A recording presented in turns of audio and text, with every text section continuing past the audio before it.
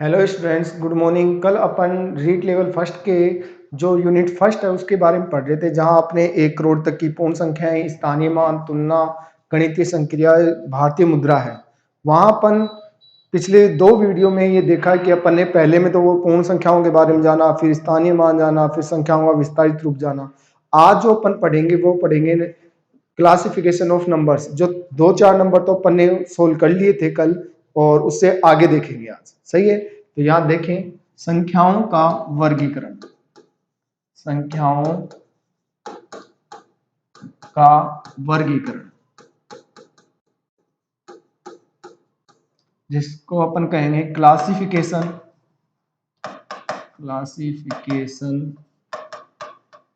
Of numbers. देखिए, यहां पर ने पहले जो देखा वो देखा नेचुरल नंबर। नेचुरल नंबर देखिए, नेचुरल नंबर क्या था, 1 2 3 और ऐसे चलता जा रहा था। सही है।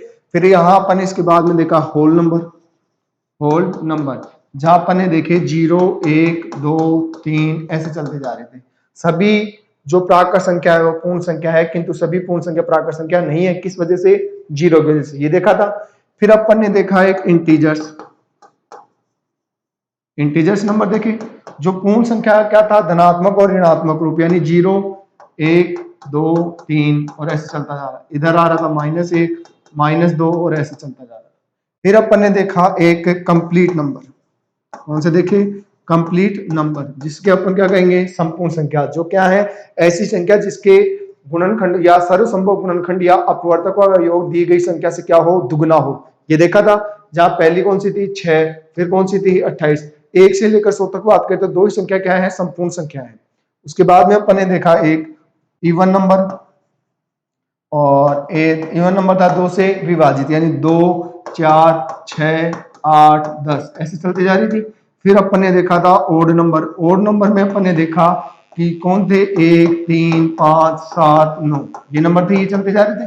फिर यहाँ अपने एक बात हुई थी कि जो 0 है वो सम है या विषम। फिर आपको प्रूव करके बताया था कि 0 क्या है, सम संख्या है। वहां रूल बताए थे, 2 सम संख्याओं का जोड़ सदैव क्या होगा, सम होगा, और 2 विषम का क्या होगा, सम। वहां 0 को क्लैरिफाई किया था कि 0 क्या है, एक सम संख्या है, बस एक प्रारंभिक सम संख्या नहीं है। यहां तक आ गई थी अपनी कल बात। अब इससे आगे चलते हैं, थोड़ा इससे आगे बढ़ते हैं, और आगे बढ़ने पर कितने नंबर हो गए, 1 2 3 4 5 6 हो गए। तो 7 नंबर से आगे देखते हैं। देखिए, नेक्स्ट जो है अपन लेते हैं 7 नंबर पर। अपने एक संख्या है परिमेय संख्या। परिमेय संख्या का मतलब है रैशनल नंबर। देखिए, किसको कहेंगे परिमेय संख्या? ऐसी संख्याएं जिन्हें आप p बटा q के रूप में लिख सकें और q का मान कभी भी क्या नहीं हो, 0 नहीं हो, उसको क्या कहते हैं, परिमेय संख्या। या ऐसी संख्याएं जिन्हें आप अंश बटा हर के रूप में लिख सके तथा हर का मान क्या नहीं हो, 0 नहीं हो, वो क्या है, परिमेय संख्या है। यानी आप कह सकते हैं कि संख्या कैसे लिखी जाए, p बटा q के रूप में। p बटा q के रूप में लिखी जाए, लेकिन q का मान क्या नहीं हो, 0 नहीं हो। या अपन यहां कह सकते हैं p and q are integers. क्या है, इंटीजर्स है। यानी ये जो p और q है, ये अपने पास कौन सी संख्या है, पूर्णांक है। क्या है, पूर्णांक में पूर्ण संख्या क्या होता है, धनात्मक ऋणात्मक रूप होता है। या अपन कह सकते हैं ऐसी संख्या जो अंश बटा हर के रूप में लिखी जाए, किंतु हर का मान क्या नहीं हो, 0 नहीं हो, तथा जहां आप कह सकते हैं कि अंश और जो हर है, यह है अंश और हर कौन सी संख्या हो, पूर्णांक संख्या हो, तो ये अपने कौन सी संख्या कहलाएंगी, परिमेय संख्या कहलाएंगी। यहां तक समझ लें कि कोई भी संख्या है जिसको आप p बटा q में लिख दें, लेकिन q की जगह क्या नहीं आना चाहिए, 0 नहीं आना चाहिए, तो वो क्या है, परिमेय संख्या है। जैसे अपन कहें 5 है, परिमेय है क्या, बिल्कुल है, क्योंकि 5 को अगर लिखें तो क्या लिखेंगे, 5 बटा 1। सही है। अगर मैं लिखूं माइनस है, परिमेय है, तो माइनस के भी हो सकते हैं। आपको कहा जाए माइनस का 2 बटा 11, क्या है ये, परिमेय संख्या है। आपको कहते हैं -19 बटा -20, ये भी क्या है, परिमेय संख्या है, क्योंकि ये किस रूप में लिखी जा सकती है, p बटा q के रूप में। अगर आपको कह दें यहाँ पर √16 तो ये भी क्या है, परिमेय, क्योंकि 4 बन जाएगा। √100 कह दें, परिमेय संख्या है, सही है। और यहाँ पर आपको एक क्वेश्चन आएगा कि आपको कह दिया जाए कि 0 परिमेय है या नहीं है, 0 जो है वो परिमेय संख्या है या नहीं है, तो 0 सदैव क्या होती है, परिमेय संख्या होती है। क्यों, क्योंकि 0 का मतलब अपन क्या कह रहे हैं, परिमेय संख्या। और अगर इसे परिमेय संख्या अपन कह रहे हैं तो याद रखना जो भी संख्या परिमेय होती है इसका परिमेय मान होता है। 0 का तात्पर्य यहाँ है 0/1, या हो सकता है 0/2, या हो सकता है 0/3, या हो सकता है 0/4, तब 0 आएगा। 0 में किसी का भाग देते हैं तो क्या आता है, 0, लेकिन 0 से भाग करते हैं तो इन्फिनिटी यानी अपरिभाषित आता है, सही है। तो यहाँ 0 क्या है, अपने लिए परिमेय संख्या है। तो ऐसी संख्याएं जिन्हें आप p बटा q के रूप में लिख सकते हैं वो संख्या क्या कहलाएंगी, परिमेय संख्या कहलाएंगी। आगे यहाँ तक बात समझ, कितने नंबर हो गए, 7। नेक्स्ट नंबर की तरफ बढ़ते हैं। अपने जो 8वीं संख्या है उसको कहेंगे अपरिमेय संख्या। अपरिमेय संख्या, अपरिमेय संख्या का मतलब है इरेशनल नंबर, इरेशनल नंबर। देखिए अब इरेशनल नंबर क्या है, ये जो संख्या परिमेय नहीं है वो अपरिमेय है, जो परिमेय नहीं है वो क्या है, अपरिमेय। यानी सीधा सीधा कह सकते हैं ऐसी संख्या जो p बटा q की फॉर्म में नहीं लिखी जा सकती वो क्या है, अपरिमेय संख्या है। यानी ऐसी संख्या जो p बटा q के रूप में नहीं लिखी जा सकती वो क्या है, अपरिमेय संख्या। जैसे आपको कह दिया जाए √2, √3, √5, ये संख्या क्या है, अपरिमेय संख्या है। रह जाएगी बात याद, जो संख्या p बटा q के फॉर्म में नहीं लिखी जा सकती वो क्या होती है, अपरिमेय संख्या होती है।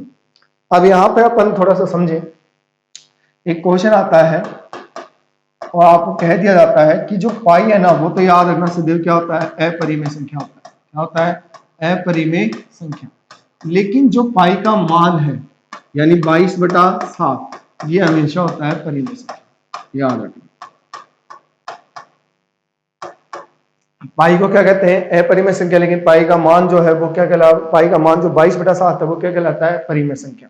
ओके, यहाँ तक रह जाएगी बात याद। परिमेय और अपरिमेय, जो p बटा q में लिखी जाए वो परिमेय, जो p बटा q की फॉर्म में नहीं लिखी जाए वो क्या है, अपरिमेय संख्या है।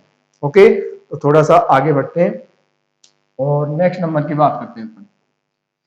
नेक्स्ट नंबर है अपना अभाज्य संख्या।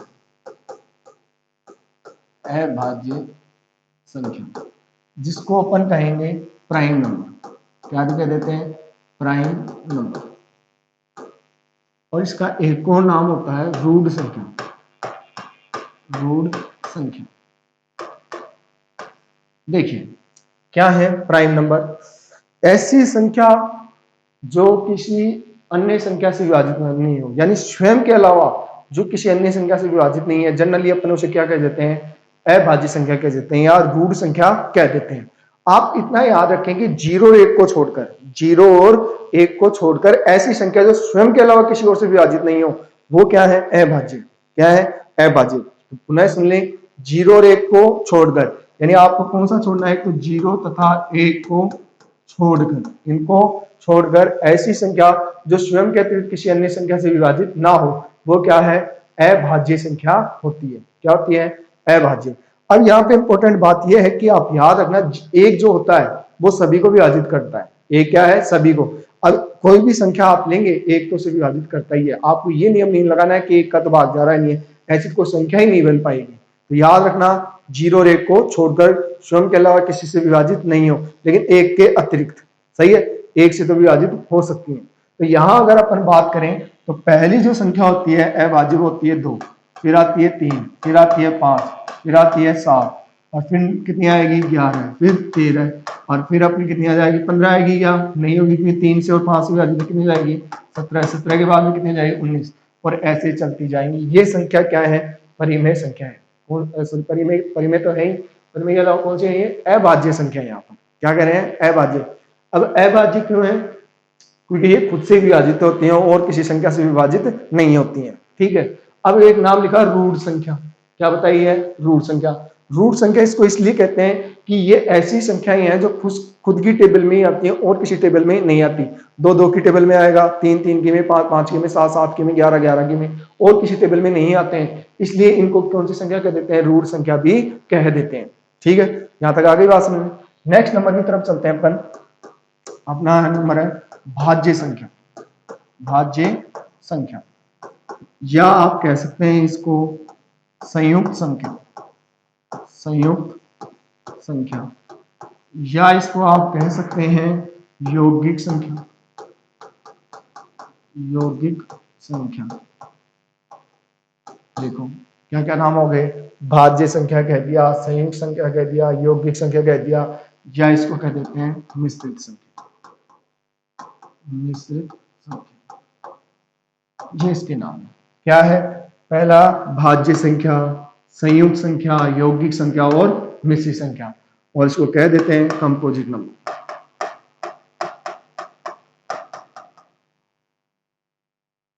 देखिए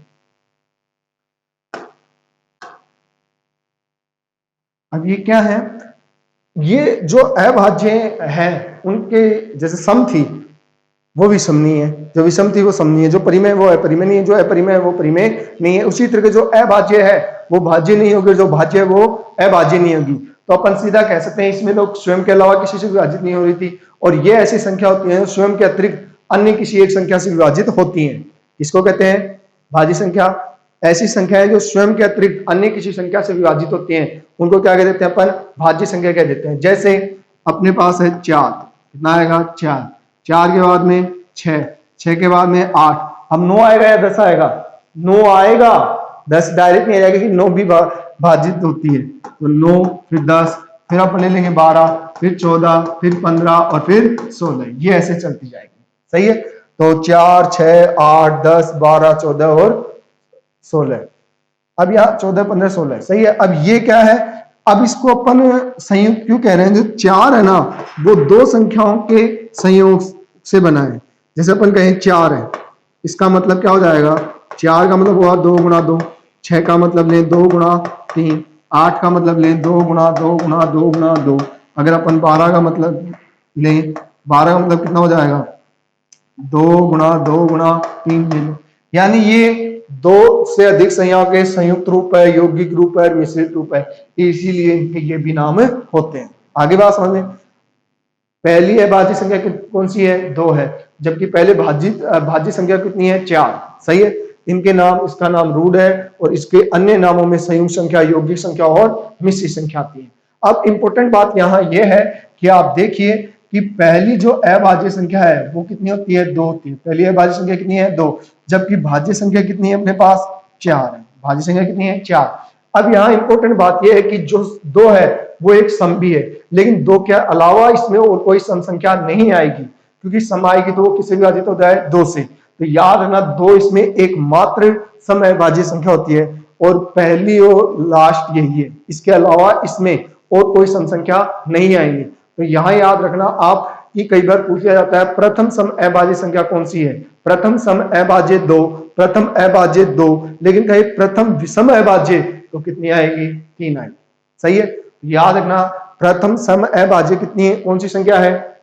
2 है, जबकि प्रथम भाज्य संख्या भी कितनी है? 2, लेकिन प्रथम विषम अभाज्य कितनी है? 3 है। आप चाहें तो इसको नोट भी कर सकते हैं, इस चीज को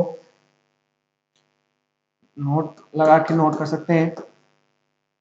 पहला जो बिंदु है वो ये है कि प्रथम अभाज्य संख्या, प्रथम अभाज्य संख्या 2 होती है। कौन सी होती है? 2 होती है। और इसी को अपन कह सकते हैं प्रथम सम अभाज्य संख्या भी कौन सी होगी? 2 होती है। प्रथम सम अभाज्य भी 2 होती है। लेकिन अगर आपको कह दिया जाए प्रथम विषम अभाज्य संख्या, अभाज्य संख्या, तो याद रखना ये होती है 3 होती है। प्रथम अभाज्य संख्या 2 होती है, जबकि प्रथम सम अभाज्य संख्या कितनी होती है? 2। और प्रथम विषम अभाज्य संख्या भी कौन सी होती है? 3 होती है। लेकिन याद रखना इसमें अभाज्य जो संख्या है उसमें 2 के अलावा और कोई सम संख्या नहीं होती है, एकमात्र 2 ही है जो सम है, इसके अलावा इसमें और कोई सम संख्या नहीं होती है। और यहां पर अपन कर सकते हैं कि प्रथम भाज्य संख्या जो है वह होती है 4 होती है 4 होती है। ठीक है, रह जाएगी बात यहां तक। अब अपने बात यहां थोड़ी सी आगे बढ़ती है, आगे अपन चलते हैं और समझते हैं। आपको अगर कहा जाए 1 से लेकर 100 तक, 1 से लेकर 100 तक, या 1 से लेकर 100 तक जो है वो 25 तो संख्या जो है वो अभाज्य है। 25 संख्या क्या है? अभाज्य संख्या होती है। जबकि जो 74 संख्या है वो भाज्य संख्या होती है। 74 क्या होती है? भाज्य संख्या। देखिए 1 से लेकर अगर 100 तक की बात करें अपन, 25 तो क्या है? अभाज्य संख्या, जबकि 74 क्या है? भाज्य संख्या होती है। ठीक है, अब यहां पर अगर अपन देखें नंबरों की काउंटिंग की 1 से लेकर कहां तक जा रहे हैं? 100 तक, तो इसमें 100 ही संख्या होनी चाहिए। लेकिन यहां ऐड करके देखो 25 और 74 99 होगा, बच रहा कौन है? कोई एक नंबर बच रहा है। अब यहां समझने की बात है कि अभाज्य 2 से और भाज्य संख्या कितने से? 4 से। शुरुआत कर रहे हैं अपन 1 से, तो कौन रह गया? 1। यानी अपन कह सकते हैं कि जो 1 है वो कौन है? 1 जो है 1 ना तो भाज्य संख्या है और ना अभाज्य संख्या है। 1 जो है ना तो भाज्य संख्या होती है और ना अभाज्य संख्या, यानी 1 ना तो भाज्य में गिना जाता है ना अभाज्य में, इसलिए यहाँ वो 199 होती है। समझ रहे बात? अब यहाँ पे इंपोर्टेंट बात ये बनती है, ऐसे पूछ लिया जाए ऐसी संख्या जो ना भाज्य है ना अभाज्य है तो उसको कहते हैं 1। और 1 जो है वो हमेशा यूनिक संख्या कहलाती है। 1 जो है 1 ये क्या कहलाता है? यूनिक संख्या। याद रखना 1 को यूनिक संख्या कहा जाता है। याद रखना 1 का नाम क्या है? यूनिक संख्या। आपको कल एक ऐसा ही बताया था, उदासीन संख्या। उदासीन संख्या कौन सी होती है? 0 होती है, जबकि यूनिक संख्या कौन सी होती है? 1 होती है। आ गई यहां तक बात समझ में? अब थोड़ा आगे और बढ़ते हैं। आपने बात कर दी 1 से लेकर 100 तक, 1 से लेकर 100 तक 25 अभाज्य हैं और 1 से लेकर 1000 तक 168 अभाज्य संख्या होती है। याद रखना 1 से लेकर 100 तक तो कितनी है? 25 अभाज्य, और 1 से लेकर 1000 तक 168 अभाज्य संख्या होती है। अब यहां ये होता है कि आपसे कई बार आपके सामने ये प्रॉब्लम क्रिएट हो जाती है कि नंबर अभाज्य है या नहीं है। तो यहां इस मेथड, एक मेथड ऐसा है जिससे आप चेक कर सकते हैं। पहली बात, आपको भाज्यता नियम आने चाहिए। एक शॉर्ट मेथड है जिससे अपन चेक कर सकते हैं। जैसे मान लो आपको एक नंबर दे दिया, यहां अपन कह सकते हैं अभाज्य संख्या जांच करते हैं। देखें कैसे जांच करते हैं अभाज्य संख्या। देखिए यहां जांच करने का मेथड है, कोई भी एक नंबर ले लो, कोई भी क्या करो आप एक नंबर ले लो। जैसे एक नंबर ले लेते हैं अपन यहां पर 59। कितना ले लिया है? 59 ले लिया है। अब यहां इसकी संभावित, ये एक संख्या है, सही है। अब यहां पर 59 की संभावित वर्गमूल संख्या, 59 की संभावित वर्गमूल संख्या कितनी हो जाएगी? 8। क्योंकि ये है तो नहीं भाई, 59 है नहीं किसी का, लेकिन इसकी संभावित वर्गमूल संख्या कौन सी बोल सकते हैं अपन? 8 है, सही है। अब 8 से छोटी अभाज्य संख्या लो, 8 से छोटी, 8 से छोटी अभाज्य संख्या, 8 से छोटी अभाज्य संख्या। अब 8 से छोटी अभाज्य संख्या कौन कौन सी हो गई? 2। कौन सी हो गई? 2 हो गई, एक तो 2, 3, 5 और 7 ये है। अब अगर इनमें इन चारों का इसमें भाग नहीं गया तो ये अभाज्य है। क्या ये 2 से विभाजित होगा? नहीं होगा। 3 का भाग जाएगा क्या इसमें? नहीं जाए। 5 का नहीं जाए, 7 का नहीं जा रहा है। इनका भाग नहीं जाता है, नहीं जाता है, इनका भाग आप कह सकते हैं इनका भाग नहीं जाता है, या इनका भाग क्या करें, चलो इनका भाग नहीं जाता है, इसलिए इसलिए ये क्या है, अभाज्य संख्या है। इसलिए क्या है, अभाज्य। अगर अपन यहां पर दूसरी संख्या ले लें, मान लो आपने ले ली 57, सही है, इसके नजदीकी है। अब यहां देखें इसकी संभावित वर्गमूल संख्या कितनी है, 8 ही है। संभावित वर्गमूल संख्या कितनी हुई, 8। अब यहां ले लें 2, एक ले लिया 3, एक ले लिया 5 और एक ले लिया 7, इससे छोटी यही है। अब इसका भाग ध्यान दें तो नहीं जा रहा है, लेकिन 3 का भाग जाता है। 3 का भाग क्या है, यहाँ जाता है। देखो इसका नहीं गया था, यहाँ इसका नहीं गया, इसका नहीं गया, इसलिए ये क्या थी, अभाज्य थी। क्या थी, अभाज्य।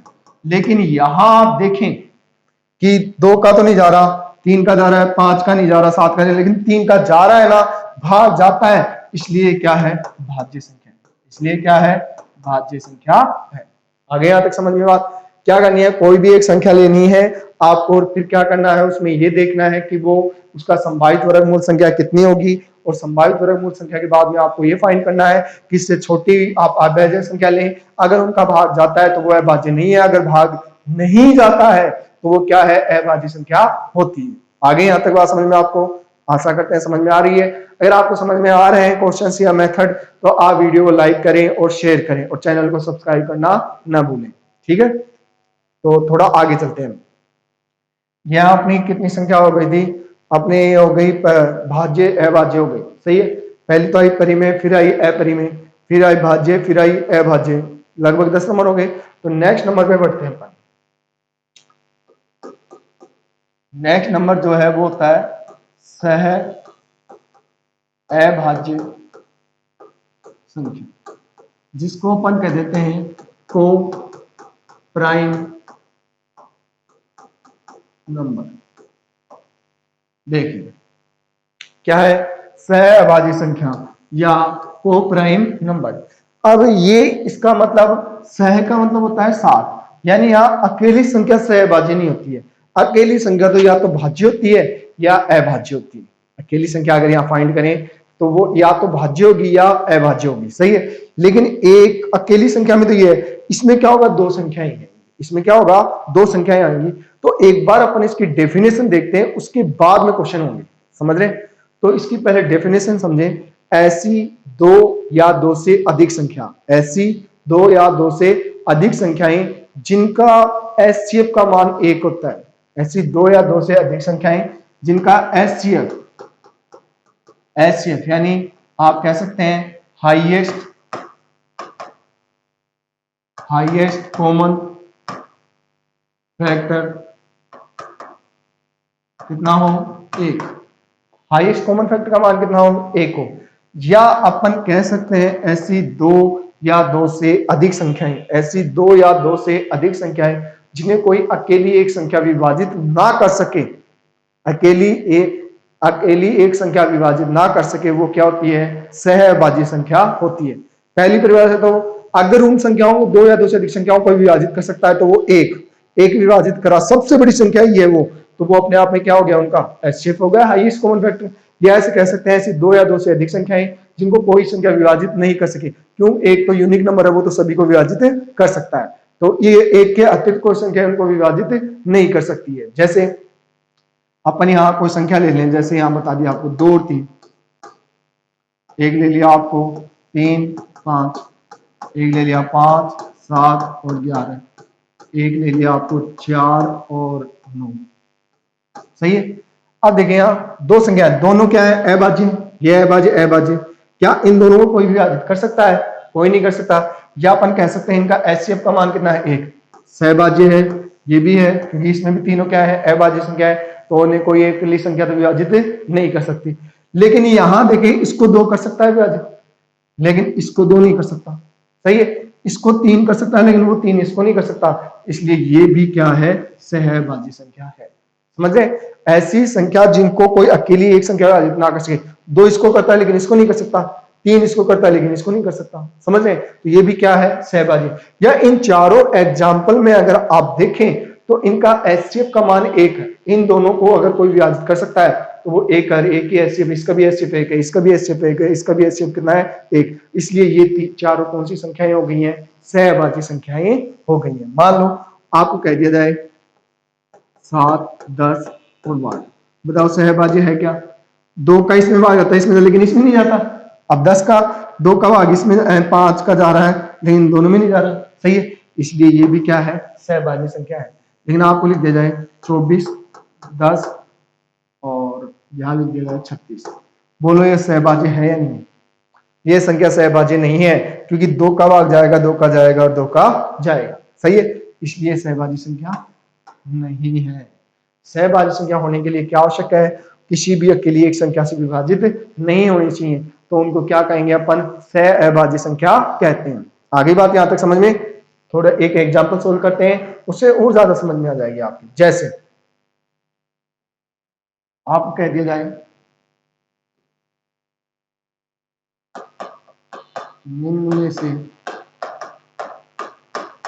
कौन सी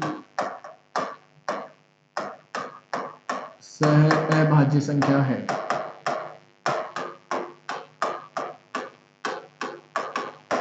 देखिए पहला यहां ले लेते हैं 10, 16 और 12, बी ले लिया 28, 36, 50, सी ले लिया 42, 21, 11 और डी ले लिया 19, 51 और यहाँ ले लिया 38। सही है, बताओ इनमें से कौन सी सहभाज्य है? सहभाज्य संख्या वो होगी जो किसी अकेली एक संख्या से विभाजित नहीं होती है, वो क्या है, सहभाज्य। या अपन कह सकते हैं ऐसी 2 या 2 से अधिक संख्याएं जिनके एचसीएफ का मान कितना हो, 1 हो। तो यहां समझे, इस संख्या को देखो, 2 का भाग जाता है, 2 का जाता है, 2 का जाता है ना, ये नहीं है। ये देखो 4, 2 का जा रहा, 2 का जा रहा और यहाँ भी 2 का जा रहा है, ये भी नहीं है। ये 2 का जाता है, यहाँ नहीं जाता, यहाँ नहीं जाता। 7 का इन दोनों में जा रहा है लेकिन इसमें नहीं जा रहा है, तो यहाँ 7 इस दोनों को तो कर रहा है लेकिन इसको विभाजित नहीं कर पाया, इसलिए ये तो है, ये भी नहीं है। समझ गए? ऐसे अपने को फाइंड आउट करते हैं। मान लो एक और आपको कह दे निम्न में से कौन सी संख्या सहभाज्य संख्या नहीं है। यहां क्या बचा था, है, और यहां बोल रहे हैं नहीं है। जैसे आपको कह दिया 12, 19 और 40, यहां कह दिया अपन 11, 22 और यहाँ कह दिया अपन 36। सही है, एक सी ले लेते हैं, यहाँ ले कह देते हैं अपन 28, 19 और 23 और एक डी कह देते हैं 50, 28 और यहाँ कह देते हैं 12। सही है, तो देखिए ये सहभाज्य है क्या सहभाज्य? बिल्कुल है, ये भी है और ये भी है, लेकिन ये नहीं है, तो आंसर ये आएगा। समझ गए? हाँ में भी पूछ सकता है और ना में भी आपको पूछ सकता है। आगे यहां तक बात समझ में? नेक्स्ट नंबर की तरफ चलते हैं। आप धीरे धीरे समझिए, ऐसे जरूरी नहीं है कि आपको यथाशीघ्र समझना है, धीरे धीरे पेशेंस रख के समझिए, आपको जरूर समझ में आएगा। ऐसा कुछ भी नहीं है जो आपको समझ में नहीं आएगा। समझ गए यहां तक? तो बस आप धैर्य रखें और आपसे एक रिक्वेस्ट है कि वीडियो आप डेली देखें। जैसे ही आप है जो आपके डिवाइस है उस पर बेल आइकॉन का एक मार्क दिख रहा होगा, यानी घंटी का निशान दिख रहा होगा, उसे दबा दें जिससे नोटिफिकेशन आपको सबसे पहले मिल सके। सही है, कंटिन्यू आप देखते चलें वीडियो। नेक्स्ट नंबर की तरफ बात करते हैं और नेक्स्ट नंबर है अपना वास्तविक संख्या। वास्तविक संख्या या आप कह दें रियल नंबर।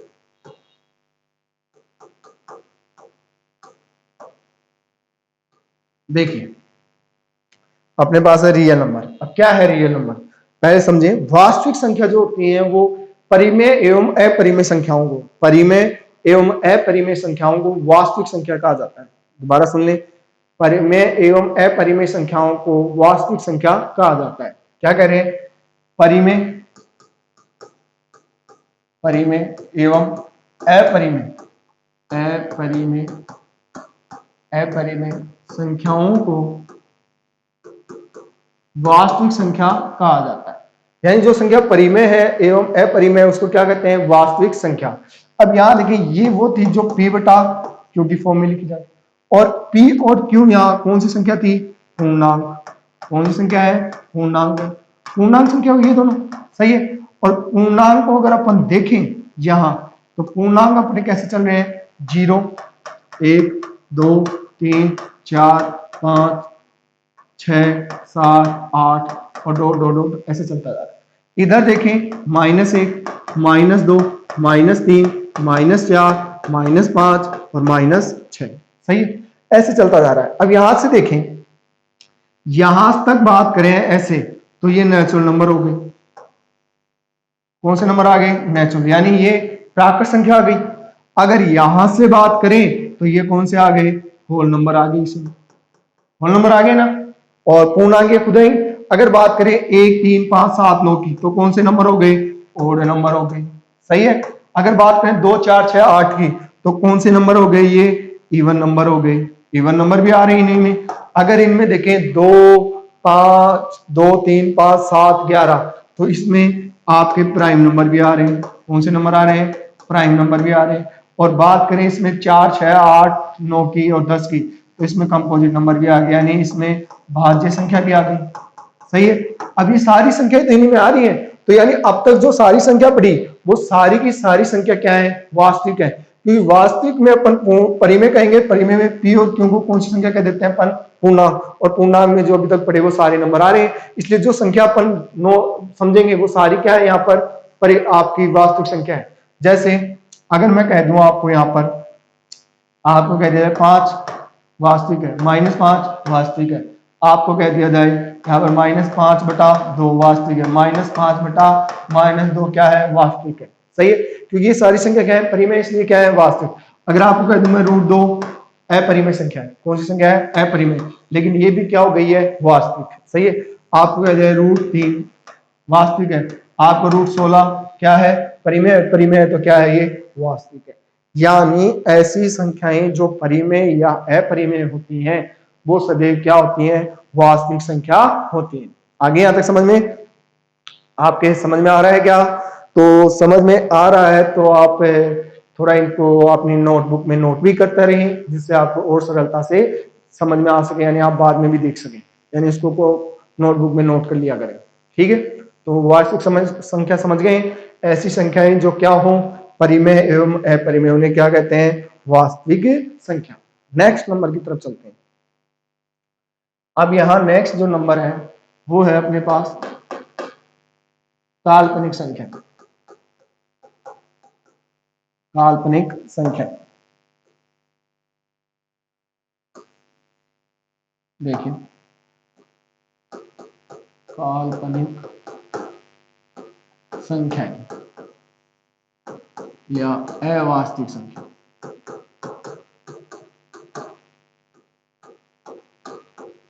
काल्पनिक संख्या या अवास्तविक संख्या, जिसको इमेजिनरी नंबर बोलते हैं। क्या बोलते हैं, इमेजिनरी नंबर। अब समझिए क्या है, ऐसी संख्याएं जिनका वर्ग एक ऋणात्मक संख्या होती है, ऐसी संख्याएं जिनका वर्ग क्या होता है, ऋणात्मक संख्या होता है, उसे काल्पनिक या अवास्तविक संख्या कहते हैं। या अंडर रूट के अंदर नेगेटिव नंबर लिखा जाता है, अंडर रूट के अंदर एक नेगेटिव नंबर लिखा जाता है तो वो अवास्तविक संख्या होती है। क्या होती है, वो अवास्तविक संख्या होती है, या उसको आप काल्पनिक संख्या कह सकते हैं। जैसे अगर आप यहां देखें, यहां लिख दिया जाए माइनस, अंडर रूट के अंदर -2 लिख दें, यहां लिख दें अंडर रूट के अंदर -3 लिख दें, अंडर रूट के अंदर -4 लिख दें, तो ये अपनी क्या कहलाएंगी, काल्पनिक या अवास्तविक संख्या कहलाती है। जैसे अपन यहाँ एक बता दें आपको कि अगर ये माइनस का 1 लिख दिया जाता है तो इसका संकेत हो जाता है आई। आई का मतलब क्या है? आइटा। आई का मतलब क्या है? आइटा। तो इनको कई बार ऐसे भी लिख दिया जाता है, समझ रहे? ये क्या कहलाएंगी अपने पास? काल्पनिक या अवास्तविक संख्या। ऐसी संख्याएं जिनका वर्ग एक ऋणात्मक संख्या होती है, इनका वर्ग कर लो ऋणात्मक संख्या आएगी। या अंडर रूट के अंदर ऋणात्मक संख्या जो होती है उन्हें काल्पनिक या अवास्तविक संख्या कहते हैं। कई बार इसको आइटा से भी लिख देते हैं, समझ गए? ये भी इसका मतलब यही है, काल्पनिक। ओके, अब यहाँ नेक्स्ट नंबर की अपन बात करें तो नेक्स्ट नंबर जो है वो अपने पास आता है समिश्र संख्या। समिश्र संख्या जिसको अपन कहते हैं कॉम्प्लेक्स नंबर। कॉम्प्लेक्स नंबर देखिए,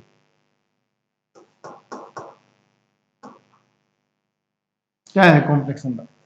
कॉम्प्लेक्स जैसे अपने पास एक परिमेय थी, एक अपरिमेय थी। परिमेय और अपरिमेय ने क्या बना दिया? वास्तविक। अब यहाँ जो समिश्र कॉम्प्लेक्स नंबर है, कॉम्प्लेक्स नंबर का मतलब होता है वास्तविक और अवास्तविक संख्या, या वास्तविक और काल्पनिक संख्या मिलकर क्या बनाती हैं? कॉम्प्लेक्स नंबर बनाती है। यानी यहाँ अपन कह सकते हैं वास्तविक संख्या और कौन सी? काल्पनिक संख्या मिलकर क्या बनाएंगे? कॉम्प्लेक्स नंबर बनाती है। जैसे अपन लिखें, यहां पर लिख दिया जाए √2, कौन सी है? ये √2 वास्तविक है, और इसके साथ दे दें -√। ये क्या है? हो गया अब पूरा कॉम्प्लेक्स नंबर हो गया। जैसे अपन यहां कह दें ये 2 और ये माइनस का ये 2, ये क्या है? वास्तविक संख्या है। अगर अपन कह दें यहाँ पर 0 + 2 आइटा, समझ रहे? 0 प्लस क्या कहते हैं? 2 आइटा। तो ये भी क्या है? अपने कॉम्प्लेक्स नंबर है। इनको क्या कहते हैं? कॉम्प्लेक्स या समिश्र संख्या। आगे बात समझ में। वास्तविक संख्या क्या थी? परिमेय एवं अपरिमेय संख्याएं। परिमेय एवं अपरिमेय संख्याएं क्या बनती हैं? वास्तविक। जबकि वास्तविक और अवास्तविक, यानी आप कह सकते हैं कि वास्तविक और काल्पनिक संख्याएं मिलकर क्या बनाती हैं? कॉम्प्लेक्स नंबर बनाती हैं। आगे यहां तक बात समझ में? अगर आपकी बात समझ में आ रही है तो इसको नोटबुक में नोट भी करते रहें, ठीक है? तो थोड़ा आगे बढ़े अपन, यहां से आगे चलते हैं। देखिए आगे जो है अपने अन्य नंबर आते हैं। अब क्या आते हैं? अन्य संख्या या अदर नंबर से। अन्य संख्या या अदर नंबर्स। देखिए अदर नंबर्स में क्या है? पहली है आपके पास क्रमागत संख्या। क्या है? क्रमागत संख्या। अब पहले समझे क्रमागत संख्या होती क्या है। क्रमागत संख्या क्या है? ऐसी संख्याएं जो संख्या आ रही है वो अपनी पूर्व यानी पहले वाली संख्या से एक अधिक हो। ऐसी संख्याएं जो अपने पहले आने वाली संख्या से एक अधिक हो, उसको क्या कहते हैं? क्रमागत संख्या कहते हैं। जैसे अपन कहते हैं 5, 6, 7, 8, ये क्या है? क्रमागत संख्या होती है, ठीक है? दूसरी, अब यहां समझ सकते हैं, देखिए ये इससे एक अधिक है, ये इससे एक अधिक है, ये इससे एक अधिक, सही है? तो ये क्रमागत संख्या कहलाती है। दूसरी अपने आती है रामानुजन संख्या। देखिए क्या होती है रामानुजन संख्या, समझे? ऐसी दो संख्याएं जिनके घनों का योग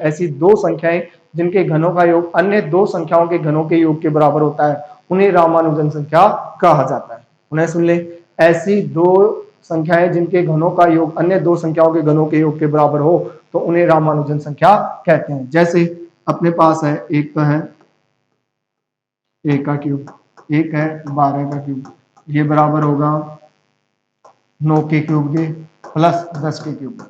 यहां देखें दो संख्याओं के घनों का योग अन्य दो संख्याओं के घनों के योग के बराबर होना चाहिए। यानी ये तो हो गया 1, ये हो गया 1728, या ये हो गया 729, ये हो गया 1000। सही है, तो ये हो गया 1729 और ये कितना हो गया 1729। तो ये जो संख्या है ये कौन सी संख्या है? रामानुजन संख्या कहलाती है। समझिए। अब यहाँ पे थोड़ा सा समझे आप। क्या समझा अपन ने? पहली बात कि क्रमागत संख्या जो होती हैं वो अपनी पहले वाली संख्या से एक अधिक होती हैं, जबकि रामानुजन संख्या क्या है? रामानुजन संख्या ऐसी संख्याओं को कहते हैं जिसमें दो संख्याओं के घनों का योग अन्य दो संख्याओं के घनों के योग के बराबर होता है, तो उन्हें क्या कह देते हैं? रामानुजन संख्या। आगे आते बात समझ में। और ये क्रमागत संख्या अपने प्रश्नों में कई बार काम आएगा। इसका नाम अपने एवरेज में भी काम आता है, अपने अलजेब्रा में भी काम आता है। तो यहाँ इसको याद रखना, क्रमागत संख्या से तात्पर्य क्या होता है कि जो संख्या है वो अपने पहले वाली संख्या से एक अधिक होती है। समझ गए? जो क्रम से चल रही है, ये क्या चल रही है क्रम से, वो क्या है? क्रमागत संख्या होती है। आगे आते बात समझ। वास्तविक संख्या क्या है? परिमेय और अपरिमेय। जबकि कॉम्प्लेक्स नंबर क्या है? रियल और इमेजिनरी नंबर से बनता है। सही है। आगे यहाँ तक बात समझ में। आशा करते हैं आपको बातें समझ में आ रही हैं। अगर समझ में आ रही हैं तो आप वीडियो को लाइक करें और शेयर करें और चैनल को सब्सक्राइब करें। थैंक यू, धन्यवाद।